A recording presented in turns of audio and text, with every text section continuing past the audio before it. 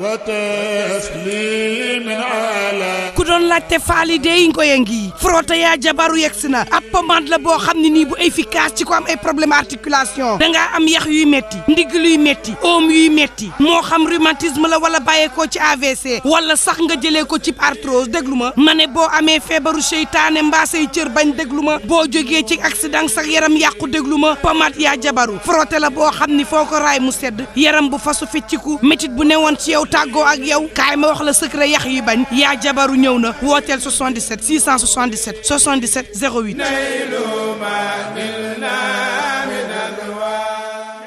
asalaamaaleykum mbooloo mi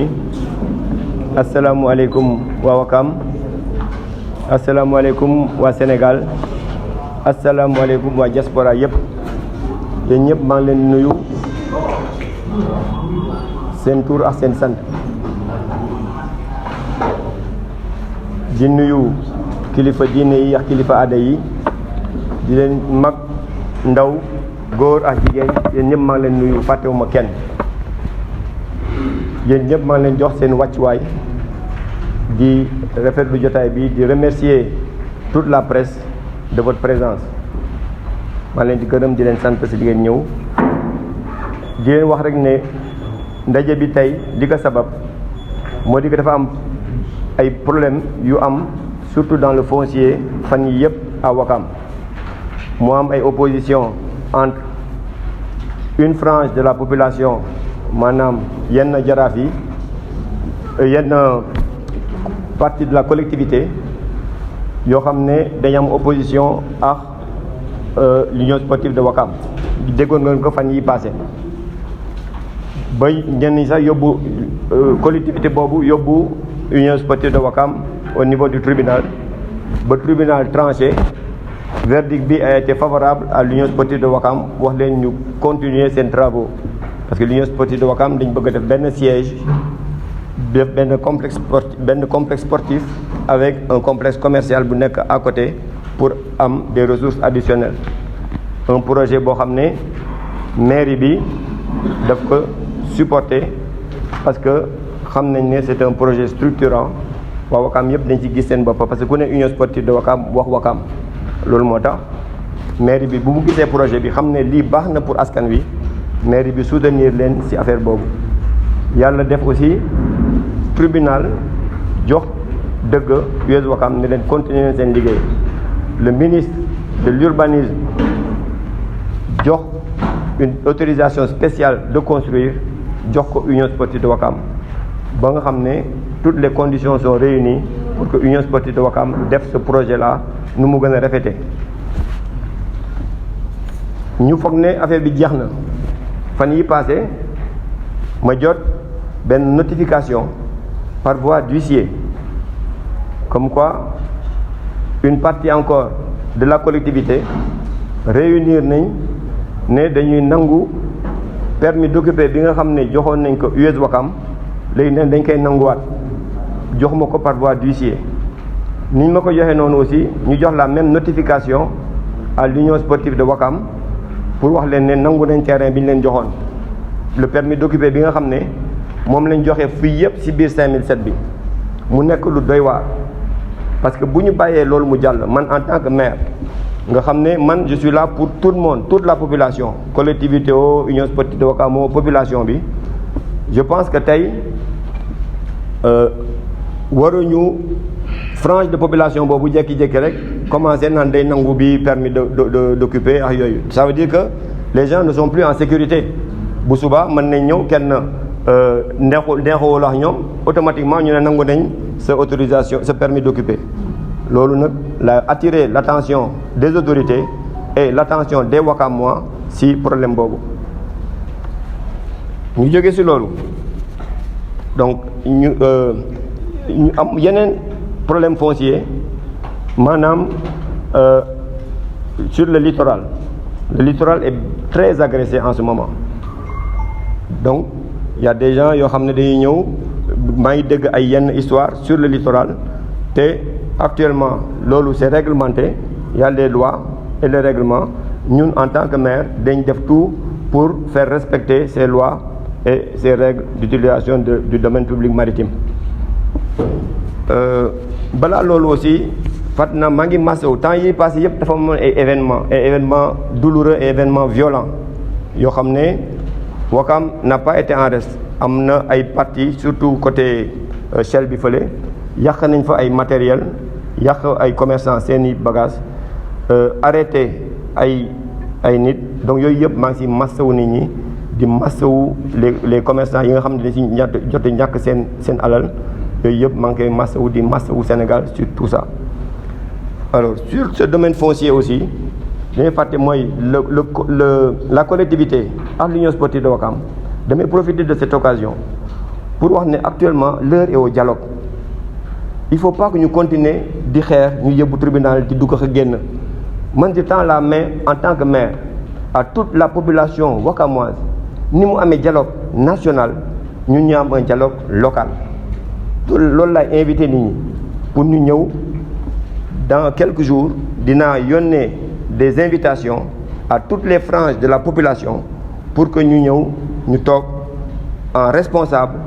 ñu waxtaan naka la ñu mën dindee Ouakam ci impasse bi ñu nekk surtout sur le plan foncier parce que nit ñi il faut que ñu protéger leen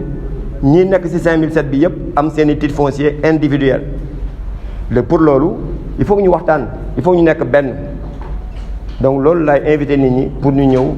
dans quelques jours waxtaan ci ak ñi ñu ci war a waxtaanal avec la mairie ñu jàpp ci pour ñu ñëw bokk ànd pour liggéey Ouakam c'est impératif. Il y a beaucoup de problèmes yu may soumettre sur le plan foncier. Il y a des gens yoo xam ne am nañ seeni baux ñu mel ni côté Montanari côté Bandaouzou les cimetières c'est des gens yoo xam ne ñu ngi fii am nañ seeni baux mais mënuñu am autorisation de construire parce que y a des problèmes yoo xam ne c'est lié aux équipements yoo xam ne gisaguñu ko moo tax ba léegi on est en train de travailler là-dessus. On a même écrit au président de la République pour mu jàppale ñu si et c'est en cours am nañ ci yaakaar bu baax a baax. Bientôt inchallah ce problème-là sera réglé pour le bien de toute la population. Di wax rek ne aussi actuellement Ouakam li muy yaatu il y a pas beaucoup d'espace pour les jeunes te jeunes yooyu ñoo ñu fi teg jeunes yooyu ñoo étouffé. Il faut de l'espace. On n'a pas assez de terrain. loolu moo tax les assiettes foncières yi des ñoo xam ne ñu ngi koy lijjanti avec l'État ñu def tout pour que ci jàmm ak salaam au lieu d'aller en ordre dispersé ñu réunion xool avec ces assises locales ñu xool naka lañ mën a def pour Ouakam am ci ndam pour Ouakam aussi retrouver la cohésion retrouver ñëpp ku nekk gis sa bopp ci affaire boobu. Loolu moo tax fan yi passé dégg ngeen un honorable député pour ne pas le citer mooy Serigne Bara Dolly mu fustiger le maire de Ouakam ne joxuñu ko son autorisation de construire moom wax Lions yi ñëpp dégg nañ ko mu dem assemblée nationale devant le ministre de la République wax ne joxuñu ko autorisation de construire parce que maire Yewwi Askan Wi la et que gisuma sam bopp ci seddoo suuf si bon man dama ragal rek dafa juum honorable député dafa juum tout simplement parce que xamuma quoi moo tax parce que man su ku ma xam ne ci affaire Ouakam lay dox te boo gisee joxuñu ko autorisation de construire man ñëwuma pour régler des problèmes individuels moom autorisation de construire damay combattre pour ñëpp pour la collectivité parce que à 2 pas beneen tali moo dox seen diggante ak Cité Avion Touba Ouakam Batrin ñoom ñëpp boo xoolee c'est plus de 55 000 habitants ñoom ñëpp ñu ngi xaar am ay espace pour les jeunes amuñu marché amuñu centre de sport amuñu dara donc 0 équipement moo tax boobu ba léegi man j'ai écrit au ministre au directeur de l'urbanisme pour réclamer si éogène boobu mooy l'école des officiers de la gendarmerie nationale j'ai réclamé des équipements comme la loi me le permet d'ailleurs parce que du loo xam ne dama koy ñaan la loi dit que dans tout morcellement dans tout lotissement dañu war a am 15% yu ñu réservé à la voirie et 15% aux équipements collectifs loolu loi moo ko wax moom en tant que législateur nekk assemblée nationale war na xam loolu xëy na donc moo tax bi ma toogee dégguma dara j'ai écrit pour ñu jox ma le plan de lotissement kenn tontuwuma ba tey amuñu plan de lotissement amuñu équipement amuñu dara j'ai écrit au directeur de l'urbanisme pour wax que ne que on réclame conformément au code de l'urbanisme on réclame des équipements yi mooy lan école primaire cité avion li muy rëy ak Touba Ouakam amuñu école primaire même VDN Sacré-Cœur amuñu école primaire donc ma ne au moins booy def un équipement comme ça nga def un lotissement mais war nga am au moins des équipements comme école primaire un poste de gendarmerie avancé parce que poste bii mu ngi commencé tuuti un terrain de sport parce que xale yi amuñu fu ñu fooyee ñu prévoir benn sport même ñoom seen doom ñiy def ñiy laaj autorisation de construire seen doom fan la ñuy dem fooyee ji amuñu fu ñu fooyee amuñu fu ñu footballé amuñu fu ñu basketé alors on ma réclamé aussi un annexe pour les services d'état civil xam ne du ñëw ba chaque fois ci mairie bi bu ñu amee benn annexe foofu mooy arrangé ñëpp il y a aussi une maison de la femme te ñoom bu ñu paree côté yooyu ma leen di wax yëpp amul assainissement ñun on est en train de bagarrer avec des partenaires étrangers pour ñu financer ñu pour def assainissement parce que assainissement ma fàttali ne c'est pas une compétence transférée c'est l'État qui doit faire l'assainissement mais malheureusement ba léegi amuñu ko donc on est obligé de faire appel à des gens yoo xam ne extérieurs la coopération internationale te avancé nañ ci bu baax a baax a baax demain ils vont demander une assiette foncière pour def benn station de pompage léegi foofu lañ fa yaakaar si suñu plan yëpp ñu ngi yaakaar foofu am fa benn 500 mètres carrés boo xam ne mën nañ fa def une station de pompage pour les eaux usées ñoom seen i ndox yi fan lay dem après on est obligé d'avoir une station là-bas te yooyu mooy équipement yi nga xam ne c'est le minimum boo xam ne moom la ñuy laaj moo tax on peut pas tey nii di signer ay autorisation de construire si loo xam ne amuñu benn visibilité sur ces lotissements amuñu benn visibilité joxe nañ lépp amul benn équipement loolu mënuñu ko nangu te duñu jamais signer benn autorisation de construire pour qui que ce soit fût-il un honorable député pour qui que ce soit là tant que réglé wuñu ce problème là loolu moo tax honorable député maa ngi lay ñaan nga réviser say kaddu et vraiment xam ne noonu la demee on demande simplement des équipements mais laajumal dara comme ni mu ko waxee ne le maire gisul boppam ci suuf si dem di ko wax à l'Assemblée nationale c'est pas parce que gisuma sama bopp ci suuf si man ñëwuma fi pour sama bopp moi je suis là pour tout le monde je suis là pour tout Ouakam je suis là pour tout Ouakam amul ay xaj ak seet amul ay xaj ak seet je serai intransigeant là-dessus te bugguma aussi li dal suñu mbokki ngor yi nga xam ne suñuy parents lañ ñu dem ba loo xam ne c'est tellement évident koo wax mu ne lii de c'est normal war nañ am école war nañ am lii ñu dem ba ciy xeex mën na ñàkk il faut que ñu waxtaan et puis il faut savoir raison garder aussi ñoom tamit ñu bañ jël lépp ñun ñu toog Ouakam toog waa Ouakam amuñu ci dara doo dégg benn waa Ouakam ñu ne jox nañ ñu benn terrain foofu te ñu ngi may tuumaal sax ci loolu naan way xam naa parce que loolu lañ tàmm jox nañ affaire bi ci suufa jox nañ affaire bi ci gannaaw non yooyu encore une fois je dis à tout le monde et Ouakam moi joxuñu ma benn espèce de terrain pour mu leer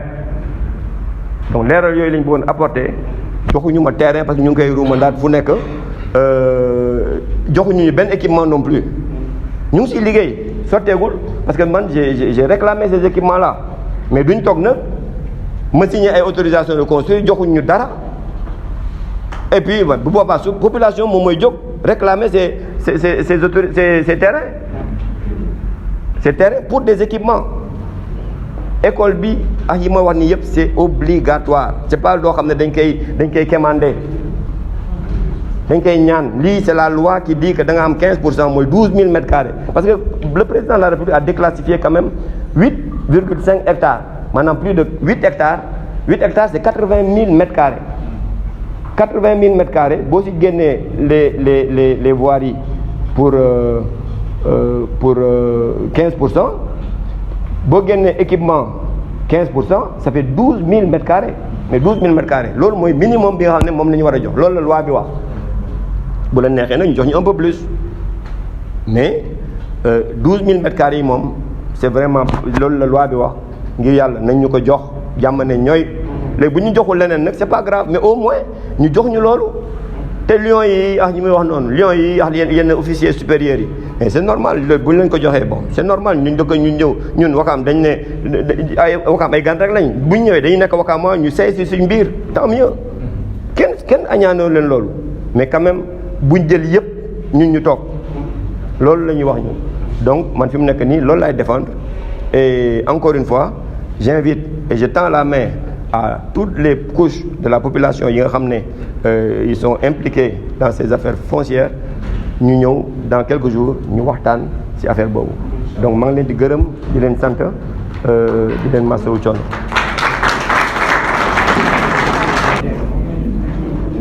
Je vais résumer un peu en français. Alors, je vous remercie tous ici, vous tous ici présents, la presse, les dignitaires, les conseillers municipaux, tous les invités. Vous avez mes remerciements. Notre cérémonie d'aujourd'hui, à savoir cette conférence de presse, ce point de presse du moins, a été convoquée pour faire des éclaircissements, pour donner des éclaircissements par rapport à une situation depuis quelques temps. Ouakam, on est confronté à des problèmes fonciers. Le premier problème, c'est un problème entre une partie de la collectivité et l'Union sportive de Ouakam, qui nous a conduits au niveau du tribunal, et le tribunal a tranché en faveur de l'Union sportive de Ouakam pour qu'ils puissent continuer leurs travaux de construction d'un siège et d'un complexe commercial. Nous pensions que le verdict est donné, que tout le monde allait se plier à ce verdict. Malheureusement, il y a 2-3 jours, nous avons reçu une notification par voie d'huissier. Une notification par voie d'huissier nous apprenant que cette partie de la collectivité veut retirer le permis d'occuper qui était délivré depuis plus de 10 ans à l'Union sportive de Ouakam. Je rappelle que ce permis d'occuper, c'est le même document que tout le monde détient dans le 5007. Aujourd'hui, si on accepte que cette frange de la population retire ce permis d'occuper, bien évidemment, ça va créer d'énormes problèmes à la population parce que les gens seront dans une insécurité totale. Parce que demain, à tout moment, cette collectivité pourra, à son bon vouloir, retirer des permis d'occuper d'honnêtes citoyens.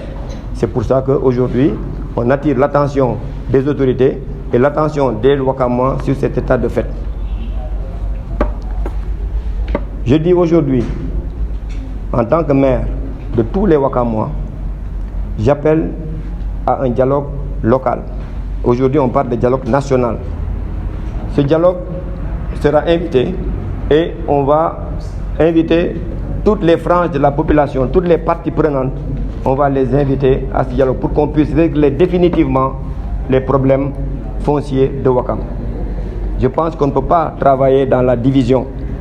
On est obligé d'être ensemble pour pouvoir mener le bateau Ouakam à bon port. Parce que c'est la jeunesse et une bonne frange de la population qui nous ont fait confiance. Nous, on est là pour faire des infrastructures et pour travailler pour Ouakam, mais pas pour des raisons personnelles. Je profite de cette situation, de cette occasion pour dire qu'on ne peut rien faire dans la division. On est obligé d'être ensemble, d'éviter la violence et de privilégier le dialogue. l'heure est au dialogue. L'heure est au dialogue. On parle de dialogue national, nous on parle de dialogue local. Alors, dire aussi, sur le plan foncier, on a un problème sur le littoral. Notre littoral est agressé de toutes parts. Je dis aux gens que le littoral est régi par des règlements et des lois. Nous ferons tout pour faire appliquer ces lois et ces règlements sur le littoral. Sur un autre côté, nous avons des problèmes d'espace pour les jeunes. Aujourd'hui, au niveau du terrain Montanari, au niveau de la bande d'Aouzou, au niveau des terrains entre le monument et les cimetières, il y a des détenteurs de baux. Tous ces espaces ont été donnés à des particuliers qui ont leur baux, mais qui ne peuvent pas aujourd'hui utiliser ces terrains parce qu'ils n'ont pas d'autorisation de construire. Les anciens maires, mes prédécesseurs, n'ont pas donné d'autorisation de construire parce que le conseil municipal a déjà réglé ce problème-là. Nous voulons des équipements dans ces zones. C'est pour ça que j'avais écrit au président de la République, j'avais écrit au directeur de l'urbanisme pour qu'il nous aide à acquérir des assiettes foncières pour pouvoir régler tous ces problèmes. Récemment, nous avons entendu un honorable député, pour ne pas le citer, Serigne Bara Dolly, devant l'Assemblée nationale, devant les ministres de la République, fustiger le maire de n'avoir pas donné son autorisation de construire. Je pense qu'il s'est simplement trompé parce qu'il ne connaît pas bien le maire de Ouakam dont il parle.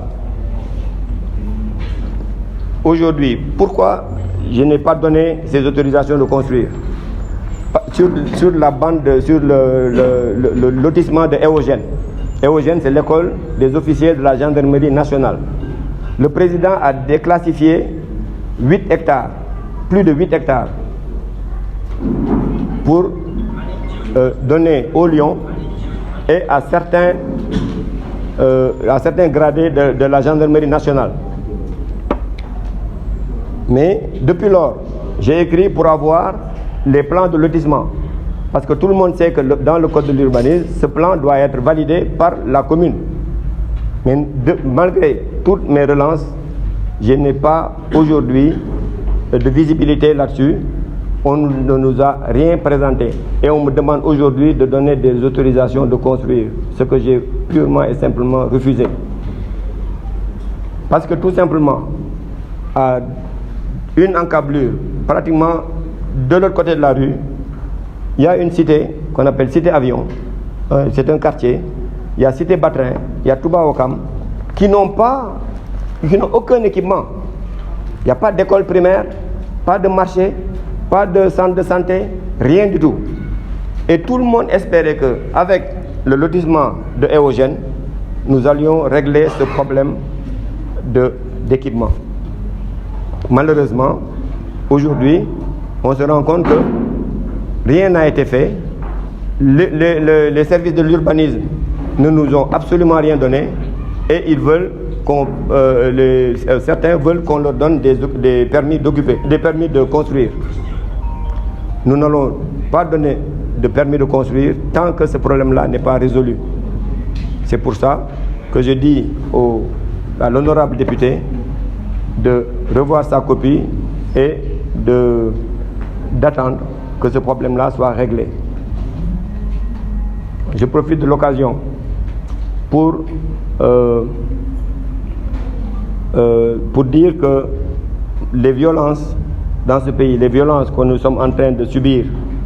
n'ont pas leur place, ni à Ouakam, ni dans tout le Sénégal. Ce n'est pas dans les violences qu'on va régler les problèmes. Nous avons beaucoup d'espoir, parce que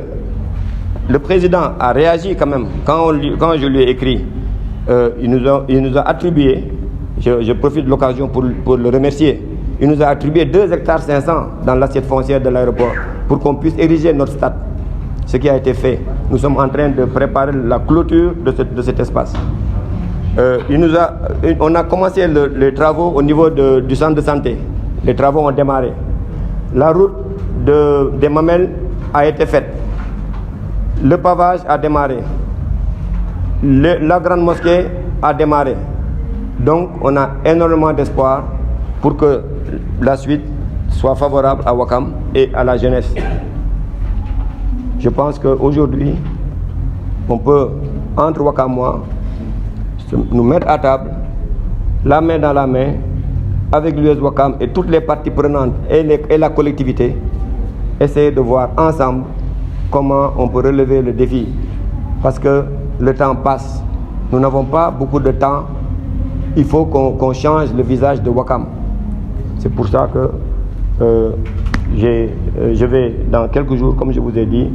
appeler ces assises locales pour qu'on puisse régler le problème définitivement. Auzu billahi mina shaytani rajim. Bismillahi rahmani rahim. La hawla wala quwwata illa billah. La hawla wala quwwata illa billah. La hawla wala quwwata illa billah. Ñu ngi nuyu population Sénégal bi yëpp. Di nuyu région du Cap-Vert. Di nuyu coutume bi nga xamee ne moo fi ne muy ndonu mag ñi te lépp fekkoon nañ fi muy république boo xamee ne moo jiitu sax république française. Coutume date de 1432 te defe naa ne boobu république yi nga xamee ne ñoo fi ne sax amuñu fi woon te boobu organisation la woon aussi. Organisation boobu nag moo waral suñu kàddu fii. damay jëkk a ñëw ci benn plan bu jëkk bi yi may ñëw gannaaw ba ma santee maire ci oote bi mu ñëwoo ak ay conseillers pour ñu fekk ci lii ak population Ouakam mu oo leen yéen journalistes yi nga xam ne yéenay leeral pour que ngeen xam ne lépp lu ñuy xeex ak lépp lu ñuy wax ci dëgg lañ koy teg. Je vais commencer par l'école de la gendarmerie. L'école de la gendarmerie, fii miir bi nekk noonu miir bi nekk fa woon. Il y avait pas un camp d'entraînement. Après la ñu créé camp d'entraînement bi neen foofu ñun am nañ fa ay tool yi ñu am tali bi moo ko séparé ak miir bi li nekk ci biir miir bi sax ne woon na ci tool yi moo am nekk une réquisition. État réquisitionné ko amul problème état jël na ko bu fekkee état jël na ko ñu dem ba ay doomi Sénégal yàlla may leen ndam xalaatul fenn ne foofu na leen fa dagal may leen sedd na xolu ñëpp ñu ne xëj na les hauts commandants de la gendarmerie militaire et n'importe dañ leen fa may amuñu problème boobu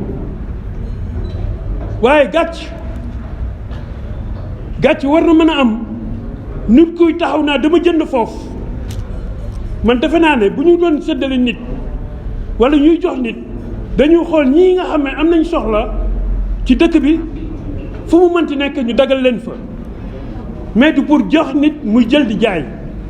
kon monsieur le honorable Baba Dolly maire boo xam dafa rafet sa frère sama xarit la mais da nga juum parce que boo nekkee député du peuple war a xeexal peuple bi war a xeexal jeunesse bi pour ëllëg ñu war a am ay infrastructure war a am taxawaay bu baax ci dëkk bi defe naa ne yow la nga waroon xeex en tant que député du peuple moom mooy lu caser sa jeunesse ñu am ay école am ay infrastructure yu nga xam ne ëllëg du ñu jóge fii di dem fenn ñii ñu jox foofu ñëpp dañ ko jaay te ñun lu leer lañ wax man j'invite au président de la république sama xarit la xam na ma président dama bëgg mu génn ñii ko mere ñëpp foncé tax ñu mere ko ñii ko mere ñëpp foncé tax ñu mere ko parce que lii xew ci dëkk bi dafa ëpp lii xew ci dëkk bi dafa ëpp agressé nañu ci côté yëpp gauche droite agressé nañu te amuñu fenn fu ñu jëm on a une jeunesse bu nga xam ne dañuy màgg ëllëg nekk ay responsable war a nekk ay kilifa war a gérer seen dëkk ëllëg ay président war ci génn ay député war ci génn ay ministre war ci génn waa tey jii bu ñu jëlee lépp jox ko ñoo xam ne dañ ko saax-saaxee dem ëllëg xale yi bu ñu ñëwee lu ñu fiy fekk président taala sooto bàyyi escorte yi dugg ci dëkk bi xool li fi ne ëpp na ñun nag coutume lañu yor te duñu la kon duñu contre buur bu ñu waxee duñu contre buur parce que du kàddu bu ñuy wax nii rek parce que dañu yor njaboot di war a dem ci nguur muy république di dox ay soxla di wax seeni soxla di wax seeni aajo loolu tax duñu contre buur mais li ñu dal metti na ma soo gis fii di tànk Wakaam Ngor Yoff fii ba Tubaab Jalaaw ma soo gis benn xeetu lépp bu fi jógee dem Casamance laal fa ay suuf wala mu dem feneen laal fa suuf si ñun rek la ñuy ñëw di ñu agressé te bu ñu waxee ñu ne lébu yi ay suuf rek la ñuy wax sonn nañ donc kon ci domaine boobu président dañu lay ñaan yàlla seede na ñi la mere ñëpp suuf a tax ñu mere la parce que génnuloo xamuloo li gars yi def ubbil sa bët nga yónnee fii ci Wakaam république la ñu ne république bi ñu ne seen renseignement moo gën a fort lépp suñu bëggee xam lii fi ne dinañ ko génn ba mu leer nañ jox la ko ci domaine boobu foofu laay waxee beneen domaine bii nga xam ne moom laay wax moom concernant Wakaam monsieur le maire da nga baax parce que booy wax ne une frange de la population ñoom ñooy opposé sa mbaax a tax ñun dëgg moo ñuy rey c'est pas une frange de la population c'est 3 à 4 personnes dëgg yàlla moo ko moom 3 à 4 personnes man avant de venir ici j'ai téléphoné des personnes qui font partie du conseil des notables ils m'ont dit qu'ils n'ont pas au courant ils sont pas au courant de ça yëguñu ko fekkewuñu ko waxuñu ko seen kanam lettre bi ngay wax nii tey si suba yàlla seede na ne oo naa ñu nga xam ne ci conseil bi lañ bokk nee nañ fekkewuñu fu ñu ko waxee fekkewuñu fu ñu ko bindee ndax ñooñu ñoo moom Wakaam ñëpp ko bokk suñu doom yi suñu sët yi ñëpp ko bokk dafa am loo xam ne nag dafa jeex fii ci Wakaam non dafa am loo xam ne dafa jeex fii ci Wakaam dootuñu bàyyi kenn muy sàcc ay suuf ci jeex na suñuy doom taxaw nañ màgg nañ ñun dootuñu xeex de suñuy doom ñoo ñuy xeexal waaw ñun ñoo doon xeex léegi ay mag lañ dootuñu xeex suñu doom moo ñuy xeexal ku fi jëkkati loo nga xam ne pour saax-saaxi suufu Wakaam ne duñ la ci baax suñuy doom dinañ la fa fekk te duñ ci bañ dara waaw nañu rangé wu ci rang yi c'est l'heure de la récréation lii amoon jeex na nañu xool lii avancé dëkk bi moom mooy bu ñaari nit ñetti nit ñoo jël alal Wakaam di ko saax-saaxee di ko jaay di téléphoné procureur yi di téléphoné préfet yi dëkk bi dina tàkk dëkk bi du tàkk fenn ces menaces là jeex na xale yi taxaw nañ ne dëgg moo fi am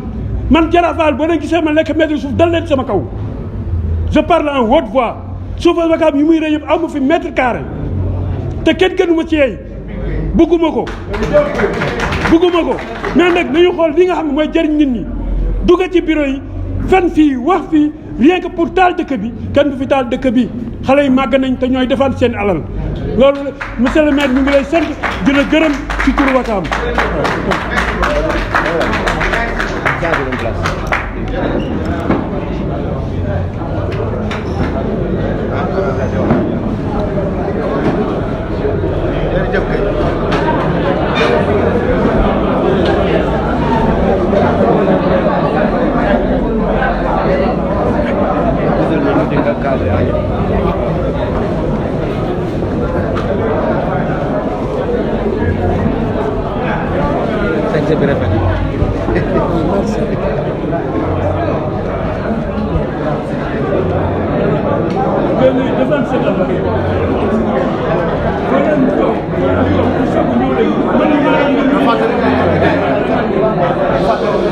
saltige Badulaay Ndoye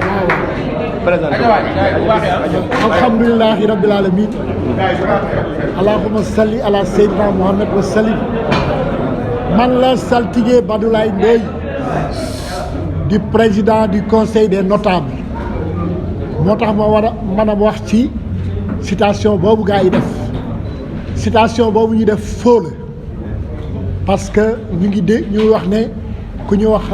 El Hadji Malick Ndoye mooy secrétaire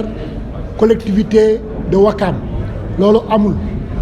secrétaire collectivité de Ouakam mu ngi tudd Abdou Karim Diop donc waa yi nga xam ne moo bind loolu da doon jéem a tiital Wezo ak maire bi rek waaye xam nañ ne loolu amul d'ailleurs biñ ko defee citation pour mu répondre loo ko laaj du uyu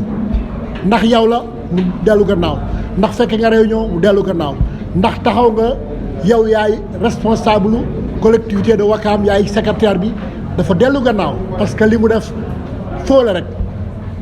donc lii ñu wax nii ne 3 personnes la ma ne maximum matuñu 10 personnes ñoo jaayoon suuf si tey ñu bëgg a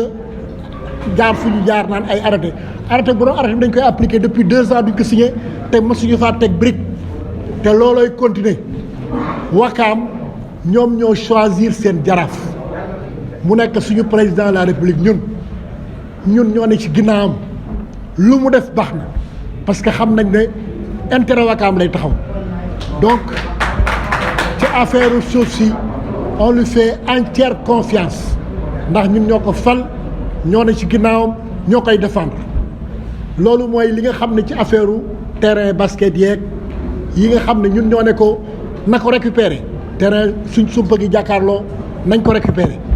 maire def na ci li mu ci war a def na ko ci Wezo terrain basket bi def na ko ci terrain sumpa gi def nañ ko ci Ban Daouzou képp ku fa koo xam ne da ngay lijjanti dem domaine lijjanti fa ay boo xaw ma ay faux boo la xaw ma ay vrai boo waaye da ngay ñëw yore sa suuf ñu xëy rek andi ay këyit ne ñoo ko moom loolu du dem loolu noonu avant dañ ko daan def jaay fii yëpp loolu jeex na léegi Ouakam seen alal dañ koy sàmm lii maire bi wax nag ci fële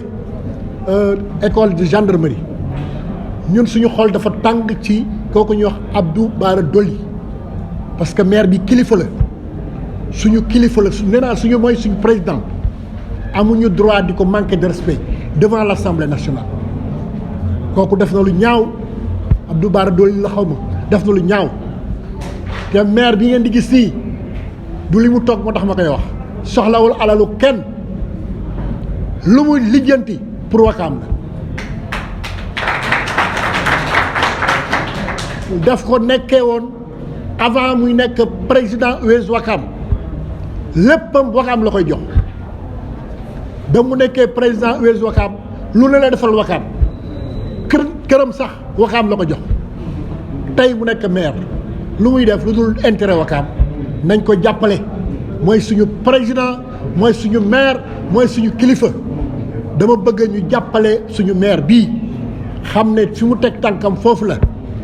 école gendarmerie rek li fa nekk dafa ñaaw ay baux ouvert la ko waa domaine def di ko jël di ko jaay loolu nag réserve foncière Ouakam la Ouakam li ko wër foofu la war def extension seen réserve foncière la bu ñu leen fi mënul jox ay néeg pour xale yi mais nañu bàyyi équipement yi xale yi mën sax football foofu waaye ñëw jël réserve foncière yëpp def ko domaine privé di ko jaay di ko séddoo seen biir bàyyi Ouakam loolu mënul continuer maa ngi féliciter le maire di ko wax ne gis nañ sa taxawaay yàlla la yàlla sàmm yàlla la yàlla yokk yàlla la yàlla taxaw ñun kontaan nañ ci yow ñoo la fal te ñu ngi sa ginnaaw lépp loo xam ne jaaxal na rek ñëwal ñu jàppale la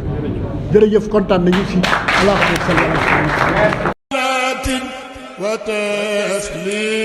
ala ku doon laajte faali dey ngoye ngi frotté yaa jabaru yegsi na ab pommade la boo xam ne nii bu efficace ci ko am ay problème articulation dangaa am yax yuy metti ndigg luy metti oom yuy metti moo xam rhumatisme la wala bàyyeekoo ci AVC wala sax nga jëlee ko ci arthrose déglu ma ne boo amee feebaru seytaane mbaa say cër bañ déglu ma boo jógee ci accident sax yaram yàqu déglu ma pommade yaa jabaru frotté la boo xam ni foo ko raay mu sedd yaram bu fasu fecciku métit bu newoon ci yow tàggoo ak yow kaay ma wax la secret yax yi bañ yaa jabaru ñëw na wooteel 77 677 77 08